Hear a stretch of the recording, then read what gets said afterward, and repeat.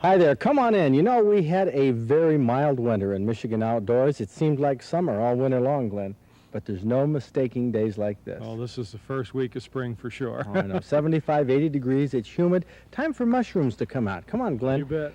Let's start looking around here like a lot of you folks do, out looking for mushrooms at this time of year. And people find all kinds of things. They see wildflowers growing in the woods. You have to look around very carefully to find things when you're mushroom hunting and find those little morels poking their head. There's a dandelion over there. Let's see. Oh, look, what is that over there? Well, that's about where you might find exactly what we see there. What in the world? Look at this. This is something that if you're mushroom hunting, you just might come across. See what it is? Can you see what the spot's in there? Barely moving. This is a little fawn, white-tailed deer. Sitting right there in the, sort of at the base of a tree. This deer was found by somebody who was out doing something like this.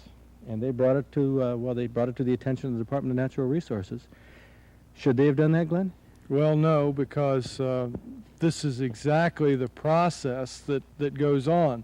A doe will put her fawn down in cover where it's difficult to see, where it's well concealed, like a brush along the edge of a field, or the fawn will seek a place out like this, and then she'll go out and feed. Or conversely, maybe she's seen you, and her reaction is not to stand right next to her fawn where you'll see her and then see her fawn, but to be somewhere else and try and lead you away. So it's rare that you're going to find the doe anywhere near the fawn.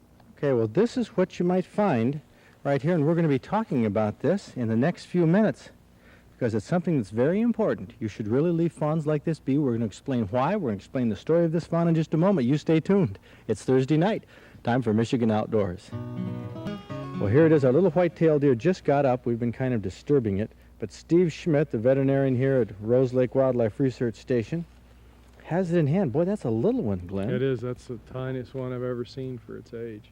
How old is this, Steve? This is 5 days old, and it is small. Normally we're talking 4 to 7 pounds for a fawn when it's born. And this one, I'd say at 5 days of age, is probably only weighs about 4 pounds. Why do you suppose that is? Well, it's a female, so it's going to be a little bit smaller. And I think it's one of a twin. Oh, well, now, what is the story behind this fawn? Where did it come from? This fawn was found in Eaton County, and it has a typical history of, quote, orphan fawns. Some people found it in the woods. It was just laying down. They thought that it was orphaned. It probably, 99% sure it wasn't. It was just a normal fawn. The doe had left it by itself. She was off feeding somewhere. This fawn was laying there. The people came upon it. They thought it was orphaned. They picked it up and took it home. Well, they also mentioned that when they tried to pick it up, that it wouldn't stand.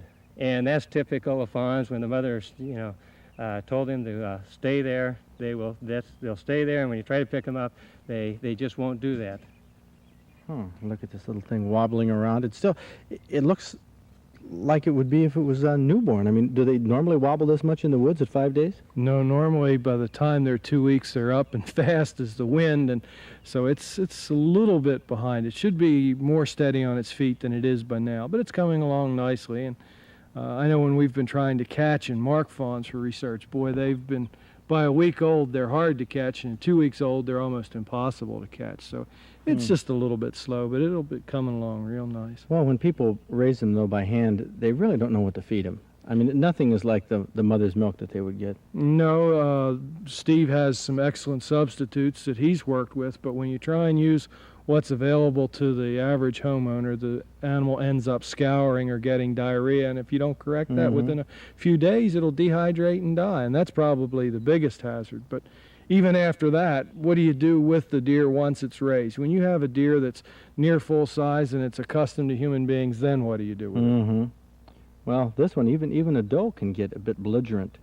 Oh, yeah, I know when we raised them, when we were doing it for research purposes, trying to get them accustomed to human beings so they could be handled and used in nutritional studies, the doe would occasionally get up on her hind legs and want to use her front falls and paw at you. And I know my wife got knocked down once or twice.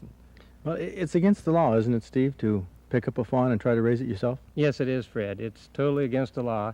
And most people, you're much better off if you find a fawn just to leave it where it is and not pick it up, because it's better for the fawn. Also, it's better for you, because if the conservation officer finds you with one, he's going to, give you a ticket. Well, I think a lot of people sort of hope that the fawn is orphaned, so they can say, well, I was doing a service here preventing it from dying. But you see, they'll come back, they'll see a fawn, and they'll observe it laying there, and they'll sneak away, and they'll come back an hour or two later, and the fawn will still be there. They'll come back 2 hours later. They'll stay in the area, and then they'll come back 2 hours later, and they'll say, well, but the fawn it was 4 hours, and the doe was nowhere to be seen. No, that's typical of white-tailed deer behavior, and there's nothing wrong with either the fawn or the doe. They will stay in a fairly confined area for a number of days, and there's no problem at all. Do they have any scent to them at all?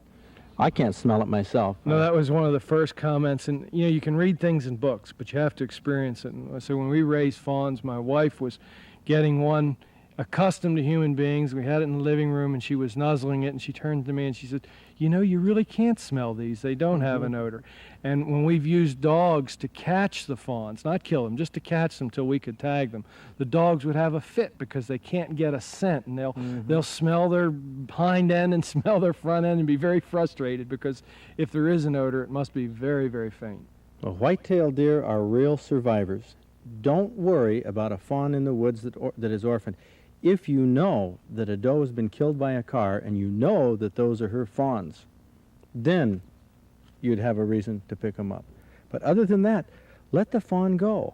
They'll wander off, they'll lay down, or they'll stay where they are, and they'll be 100% fine, won't they, Glenn? Yes, they will. Occasionally, fawns are injured by farm equipment, and under those circumstances, well, then certainly bringing the animal in is justified. But like you say, best just to leave them alone. Mom's taking care of them, and she'll do the best job of, like you say, feeding them and teaching them what they need to know to survive. Well, they're cute little critters, there's no doubt about it. But please, folks, enjoy our wildlife sketches on Michigan Outdoors, and let us bring the fawns to you on Thursday nights. But you leave them alone in the woods, please.